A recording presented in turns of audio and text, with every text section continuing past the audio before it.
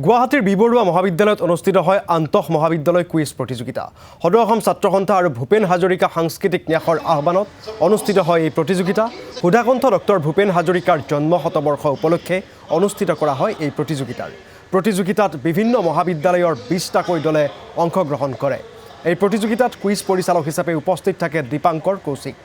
প্ৰতিযোগিতাত প্ৰথম স্থান লাভ কৰে নেৰিম ল কলেজৰ দলে, দ্বিতীয় স্থান লাভ কৰে আকাশ ইনষ্টিটিউটে আৰু তৃতীয় স্থান লাভ কৰে দিছপুৰ কলেজৰ দলে।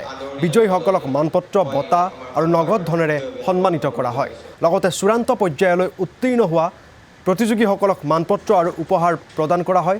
আনহাতে অংশগ্ৰহণ কৰা সকলো প্ৰতিযোগীকে অংশগ্ৰহণৰ মানপত্ৰ প্ৰদান কৰা হয়। ইতিমধ্যে আমাৰ চিত্ৰাংকন প্ৰতিযোগিতা অনুষ্ঠিত হ'ল আৰু আজি ঐতিহ্যমণ্ডিত বি বৰুৱা মহাবিদ্যালয়ত আমি আন্তঃ মহাবিদ্যালয় কুইজ প্ৰতিযোগিতা অনুষ্ঠিত কৰিছোঁ। আৰু আজিৰ এই প্ৰতিযোগিতাখনিত গুৱাহাটী বা কামৰূপ মহানগৰ জিলা ছাত্ৰ সন্থাৰ অন্তৰ্গত যিমান মহাবিদ্যালয়সমূহ আছে সেই প্ৰত্যেক মহাবিদ্যালয়ৰ পৰা প্ৰতিযোগী দলসমূহ আহি ইয়াত অংশগ্ৰহণ কৰিছে।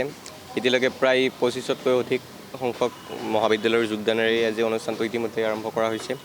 আৰু আজি আমাৰ এই উদ্বোধনী অনুষ্ঠানৰ প্ৰাক মুহূৰ্তত আমাৰ মাজত উপস্থিত থাকে ভূপেন হাজৰিকা সাংস্কৃতিক ন্যাসৰ সম্পাদকৰ দায়িত্বত থকা মঞ্জুলা হাজৰিকা বাইদেউ আৰু আন বিষয়ববীয়াসকল আৰু সদৌ অসম ছাত্ৰ সন্থাৰ বিষয়ববীয়াসকল উপস্থিত থাকে।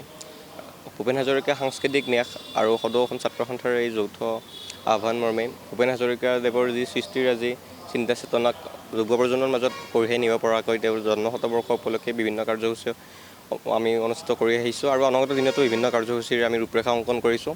সেই আটাইবোৰ কাৰ্যসূচীত আমি অসমৰ প্ৰতিগৰাকী ৰাইজৰ আমি দিয়া পৰামৰ্শ আৰু